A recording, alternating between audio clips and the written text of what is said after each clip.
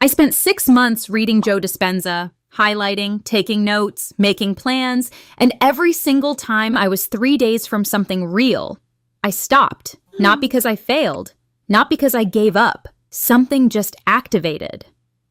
By the end of this video, you'll know exactly what that mechanism is, why it peaks right when you're almost there, and 3 moves Dispenza uses to cross it permanently. Dispenza has a name for it: the addiction to the old identity, the cellular withdrawal from your own transformation. His name is Kevin. He lives in your brain. He technically works in your prefrontal cortex, but he spends most of his time in your living room opening the fridge. And there's someone else in this story. Someone Kevin isn't sure he trusts yet. Her name is Ashley. Dispenza calls her heart-brain coherence. Kevin has questions about Ashley. Kevin will have to manage. Here's what Dispenza explains, and what Kevin illustrates with embarrassing precision. Your brain sorts every experience into exactly 2 categories: known and unknown. The known, even when it's painful, activates familiar neural circuits.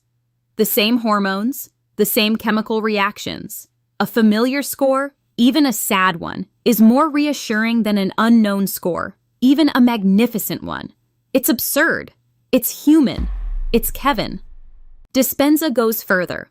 He says our habitual emotions produce neuropeptides, chemical molecules our cells eventually wait for, crave, and need, like a drug. And here's what that actually means in your body. When your cells have been bathing in the same emotional chemistry for years, cortisol, low-grade anxiety, familiar frustration, they build receptors specifically shaped for those molecules. They become dependent. When you try to change, those cells send signals to your brain that feel exactly like withdrawal, restlessness, irritability, the sudden irrational urge to do anything but the thing you committed to doing. Kevin isn't being dramatic. He's translating your cells, which means we are literally addicted to our most familiar emotions, including the painful ones. Yeah, I said it. Your suffering is your comfort zone. Dispenza says it first. I'm just translating for Kevin. And when you try to change, your cells send withdrawal signals, which your brain reads as danger, go back. Nobody told you that changing at a cellular level means going through a real withdrawal from your old self. That's why it hurts, even when you're doing everything right. But here's the part that changes everything. The part that finally made sense of all the stopping. Resistance doesn't peak at the beginning when it was hard. It doesn't peak in the middle when you were still searching. It peaks just before you arrive. That's the paradox Dispenza documents. The closer you are to real change, the more Kevin panics. Because when Kevin and Ashley finally start to synchronize, when your brain and your heart begin vibrating at the same frequency, that's an identity transformation. And an identity transformation, neurologically speaking, is the symbolic death of the old Kevin. The one who knew exactly how to be unhappy, his couch, his fridge, his cardboard armor, his comfort in discomfort. And that's why most people stop just before. Not because they lack willpower, because nobody told them that maximum resistance is the signal, not the stop sign. So the next time Kevin goes full crisis mode right when things are about to work, that's not failure. That's Ashley knocking on the door. Here's the pivot. The one Kevin has trouble accepting.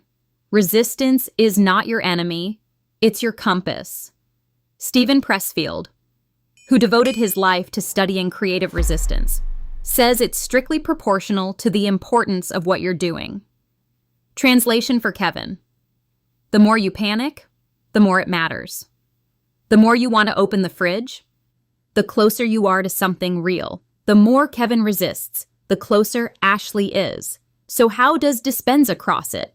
3 moves, and the second one, the one nobody talks about, is the core of everything he teaches. Strategy number 1, name the resistance. Say out loud, "Oh, there you are. I was expecting you."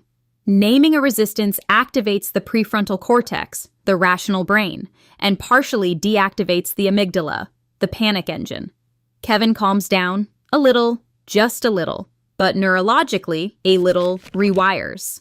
You stop being inside the crisis. You become the person watching it. Kevin is on stage, full spotlight, one-man show about every reason you should not move forward. You are in the balcony, you see the set, you see the cardboard. Strategy number 2, The heart of Dispenza's teaching, the one Kevin personally resents.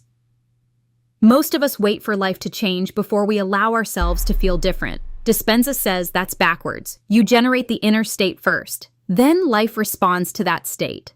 Not because it's magic, because when you emit a different state, you make different decisions, notice different things, and your biology literally changes. This is where Ashley steps in. 5 minutes in the morning. Before the lists, before the emails, before Kevin makes his agenda, I ask one question. What does freedom feel like in my body? And I let the body answer. Not Kevin. Kevin knows how to make lists. Ashley knows how to feel. These are different departments. Kevin has had difficulty accepting this organizational structure. Kevin sat in front of Ashley's name in his phone. Episode 1, 10:47 p.m. He didn't call, but something moved. That small movement, that tiny signal from the heart, was Ashley beginning to synchronize. Kevin just didn't have a name for it yet. Strategy number 3, the half step, the one that personally changed my life. Big changes. Kevin has been training for those his entire career. He has a 47-slide presentation on why they're dangerous. A half step? Kevin doesn't even register it. His radar shows nothing. Open the document, don't write anything, just open it. Kevin, still asleep? Put on the gym shoes, don't go anywhere, just put them on. Kevin, still asleep? Crack the front door. You don't have to walk anywhere, just open it 1 inch. Kevin, still asleep? And then something interesting happens. You are already there. Inside the thing, Kevin spent 47 slides trying to stop you from entering. You didn't fight him. You walked around him in slippers. Because every half step creates a new neural connection. Every new behavior reinforces a new circuit. Gradually, the new becomes the known. And here's something I didn't expect. I kept a voice note on my phone, one I recorded the night before starting this series. I played it back last week. I sounded tired. Not defeated, just tired.